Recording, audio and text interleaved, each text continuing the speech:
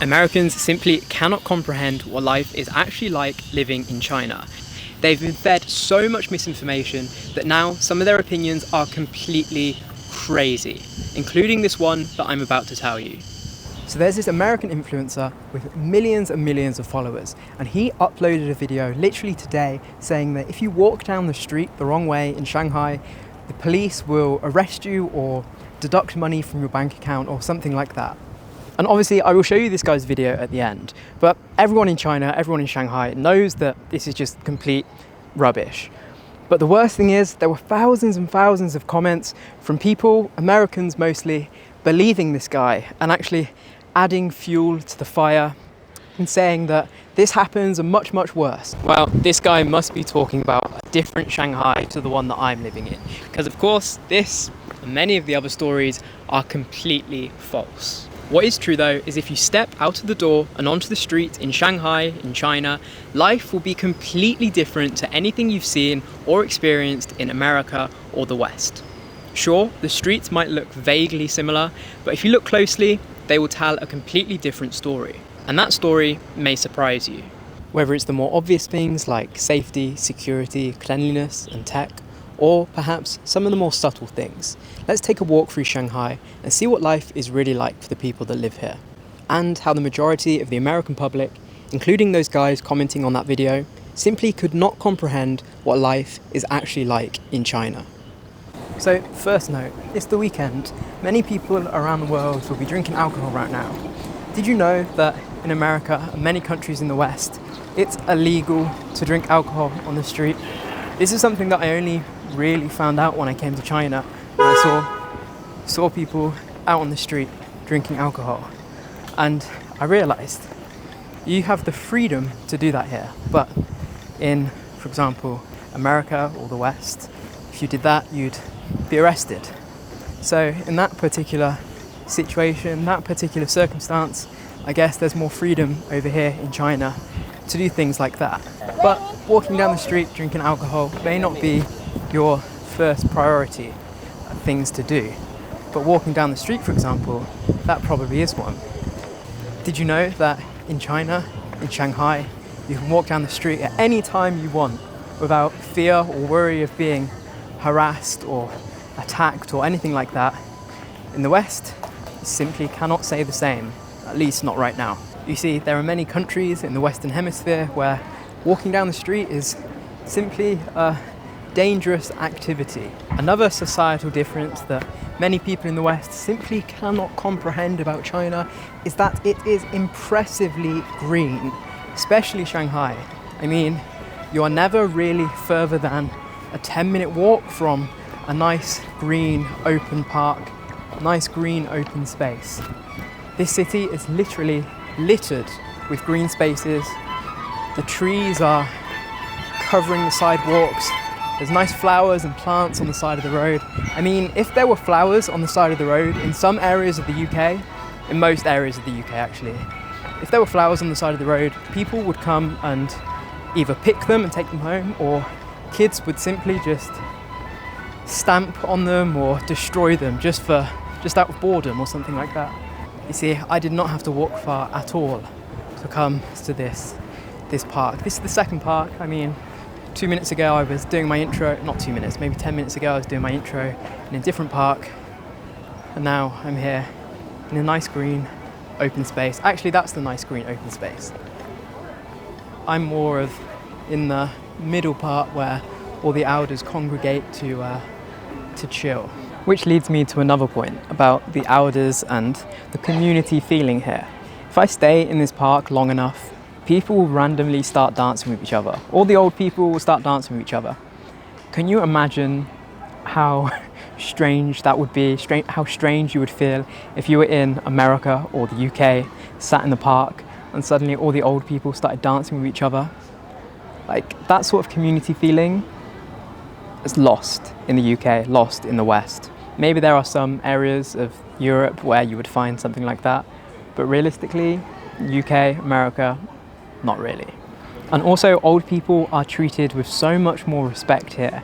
I mean, it's not uncommon for, your grandparents, your elderly relatives to actually live with you in your own house when you get older, when they get older. Many Chinese parents are well taken care of.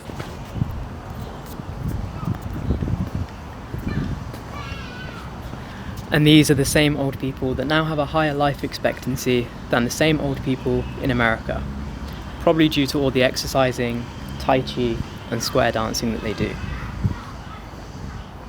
My favourite thing that I see old people in China do that you would never see anywhere else is actually the calligraphy in the park. If you wake up really early, there's loads of old people always drawing calligraphy in the park on the floor with water. And I think it's so cool that, you know, in China they embrace their traditions and their cultural history.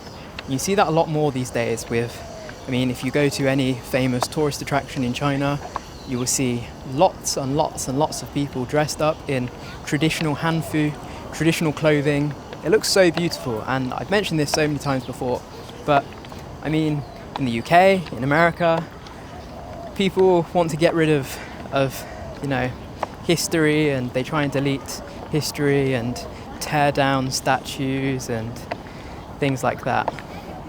Obviously, I don't think that's a good thing, but many other people seem to disagree. Of course, another thing that some people disagree with are our national holidays. I mean, there are some people in the West that are offended when you call Christmas Christmas. In the West, unfortunately, culture and society just isn't treated with the same respect, and history is not treated with the same respect. Look at those clouds. Look at that sunset, which brings me to another point. People have these outdated views of China as being really, really heavily polluted and dirty and grimy. And to be honest, this is so unfair on the country, because over the last 10-15 years they've done so much hard work to try and change that situation. Year on year things get better and better and better. And I actually read earlier, can't really remember the article too well, but there was a target set by the government to reach a certain output of clean electricity by 2030. And they actually smashed that target already. They've beaten it, and it's 2024. They've done it 6 years early, which just goes to show, the strides that the country is making towards clean energy and a non-polluted environment. As for the streets, well, you would be incredibly hard pressed to be able to find a street in a city in China that wasn't immaculate.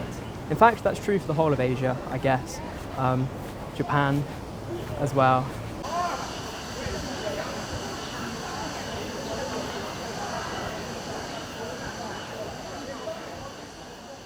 Now, one of the ways, of course, in which China has reduced its pollution levels are all the electric vehicles that you see. I mean, in Shanghai, probably 75% of the vehicles on the road are electric.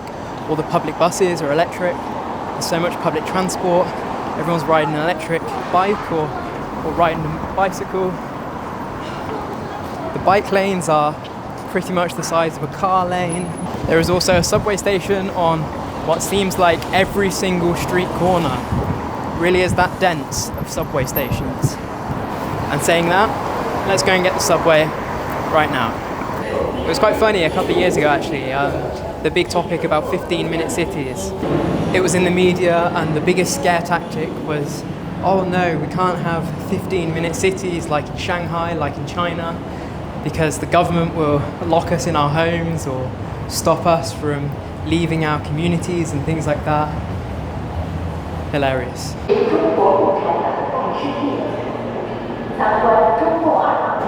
And of course the subways, they're not just clean and tidy and efficient on time, but they're also cheap, affordable for most people, and everything is also digital. There's no paper tickets, no coins. Everything, pretty much everything in Shanghai, everything in China is digital, it's all on your phone. And that tech advancement and tech integration into everyday life is just a huge societal difference between life here and life in the West. Okay, so I think I'm going to leave this societal differences video right here. thanks for watching. If you made it to the end and you're not subscribed, then why not? Make sure you hit subscribe, and I'll see you in the next video. Thanks for watching. Bye for now. Have facial recognition cameras in every sidewalk, and what they do is if you jaywalk when the light is red, it'll scan your face and it'll deduct money automatically from your bank account. It gets so crazy that in certain places of Shanghai, you want to walk on the sidewalk, you're only allowed to walk in one direction. If you walk in the opposite direction, they scan your face, deduct money from your bank account, and if you don't have money in your bank account, social credit score gets removed.